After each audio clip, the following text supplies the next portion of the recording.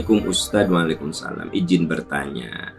Dalam sebuah hadis dikatakan ada orang yang kuburannya makin lama makin luas dan bercahaya disebabkan kesolehan anaknya yang masih hidup. Lalu apakah anak yang soleh juga bisa menolong ortunya dapat ke surga? Tidak hanya menolong di alam kubur saja. Oke. Kalau ada hadis yang mengatakan bahwa ada orang yang di alam barzahnya ketika awal masuk itu sempit. Teman-teman semuanya, kita tidak tahu alam barzah itu seperti apa. Karena itu di luar logika, hipotesis, dan di luar wilayah eksperimen manusia. Ya nggak sih? Saya pernah sampaikan di forum ini, ada ilmu yakin, ada hakul yakin. Anda yakin sesuatu benar karena ilmu. Karena scientific method, ada metode ilmiah yang Anda pakai. Tapi ada juga hakul yakin. Anda meyakini karena iman. Alam kubur itu hanya diyakini oleh iman. Coba teman-teman, kalau Anda mendoakan orang yang meninggal, apa?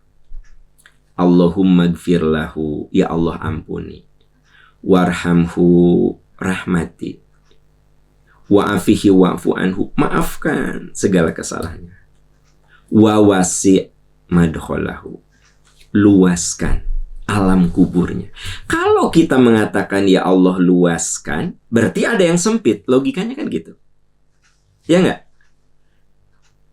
Wa akrim nuzulahu, muliakan kedudukan almarhum. Berarti ada yang tidak dimuliakan. Kenapa kita bilang ya Allah luaskan alam kubur? Berarti ada yang sempit. Ya Allah muliakan, berarti ada yang hina. Gitu kan logikanya. Logika sederhananya begitu. Nah, di dalam riwayat yang sahih diungkap ada orang yang saat masuk ke alam kubur, mungkin karena amalannya kurang, dia itu sempit dan gelap. Karena kata Nabi, sesungguhnya alam kubur itu zulmah. Zulmah itu gelap. Ya. Nah, Nabi pernah kehilangan seseorang di masjid. Kata Nabi, mana si fulan? Ya Rasulullah, dia meninggal. Si fulan ini ternyata orang yang sangat concern untuk memperhatikan kebersihan masjid. Marbot, sok bebersih di masjid. Nabi kehilangan, mana si fulan? Meninggal ya Rasulullah. Nabi mengatakan, kenapa kamu nggak ngasih tahu saya? Kata Abu Hurairah, bilang begini, hatiku mengatakan, kenapa orang-orang nggak ngasih tahu? Saghiruhu. Orang menganggap, masa Nabi harus dikasih tahu? Padahal dia kan seorang yang cuma tukang beres-beres masjid gitu. Tapi apa kata Nabi? Dulu nih, tunjukkan mana kuburannya. Lalu ditunjukkan. Sejak zaman dulu, sebelah Masjid Nabawi itu kan kuburan. Sampai sekarang. Ada Baqi kan. Sebelah Nabawi itu ada komplek kuburan. Baqi namanya. Nabi katakan, mana? Ini ya Rasul. Rasul berdiri di sebelah kubur itu. Langsung menyolatkan. Di atas kuburan itu. Saking Nabi merasa bahwa orang ini penting gitu. Tahu nggak? Kenapa Nabi anggap penting? Dia orang yang cinta masjid. Lalu setelah beliau menyolatkan, dengar ya, nyolatinya di atas kuburan. Kan udah dikuburkan orang itu. Kata Nabi, demi Allah, alam kubur itu gelap. Dan dengan doaku ini, orang yang mencintai masjid, mereka akan diberi penerangan. Nah, karena itu sering saya ajak program di Percikan Iman itu adalah membangun dan memakmurkan masjid. Ya. Mudah-mudahan itu jadi cahaya kubur gitu. Nah, itu satu yang bikin cahaya kubur itu adalah kecintaan kita terhadap masjid. Apakah memakmurkannya, apakah membangunnya, apakah membersihkannya, terserahlah. Pokoknya ada sebuah komitmen dari jiwa kita terhadap masjid. Itu yang akan menjadi cahaya kubur. Yang kedua, dalam riwayat diungkap, ada orang yang di alam kuburnya gelap. Tapi dengan perjalanan waktu, alam kuburnya itu menjadi terang. Ada cahaya, ada cahaya, ada cahaya. Sampai seolah-olah dia itu berada di istana yang bermandikan cahaya. Orang itu bertanya-tanya, kenapa saya jadi punya tempat yang indah ini? Dikatakan kepadanya, bistighfari auladik. Itu karena kesolehan anak-anak. Pastikan, saya anak, Anda anak. Yuk jadi anak yang soleh. Itu akan jadi cahaya kubur untuk orang tua kita. Semoga dengan kita memulai soleh, jadi cahaya kubur untuk orang tua kita, anak-anak di belakang kita, cucu kita, soleh. Dan akan menjadi cahaya kubur untuk kita. Nah, pertanyaan Anda, apakah anak juga bisa menyelamatkan orang tuanya dari neraka? Cahaya kubur itu simbol bahagia di akhirat. Kan begini, alam barzah itu alam yang ada di tengah-tengah antara dunia dengan kebangkitan. Ini dijelaskan di surat Al-Mu'minun.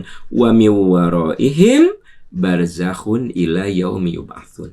Kalau manusia mati, dia ada di alam antara, yaitu barzakh.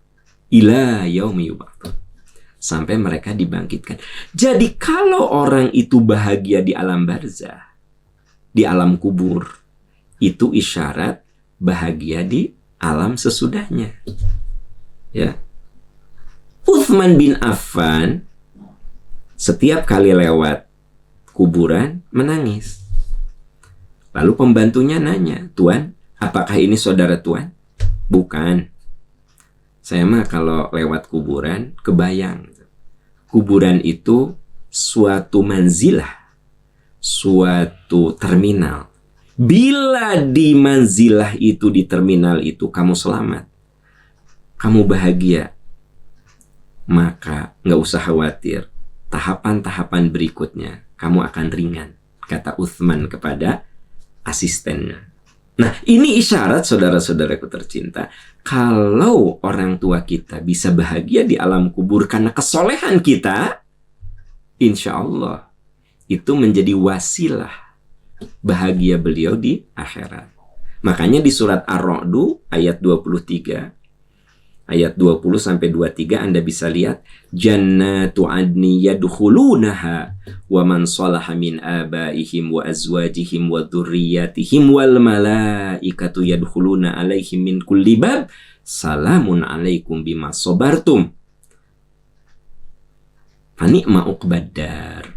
Mereka masuk ke dalam surga, bertemu dengan nenek moyang mereka, pasangan hidup mereka, anak cucu mereka. Nah, jadi sangat mungkin kita bersatu kembali, bertemu kembali di dalam surga bersama keluarga besar kita. Termasuk juga dengan teman-teman kita. Ya, semoga kita semua yang hadir di online ini bukan hanya bertemu di online dalam kajian Percikan Iman, semoga ya Allah kami semua dipertemukan dalam surga. Amin ya rabbal alamin. Ya, jadi balik ke pertanyaan Anda, begitu orang tuamu bahagia dengan kesolehan, itu Anda sudah menyelamatkan orang tua dari kesengsaraan. Makanya harta amanah paling berharga dalam hidup adalah anak yang soleh dan soleha. Ya, semoga putra putri kita, anak cucu kita jadi anak-anak yang soleh dan solehah, menjadi cahaya kubur untuk kita, dan kita bisa bersama dalam surga Allah. Amin ya rabbal alamin.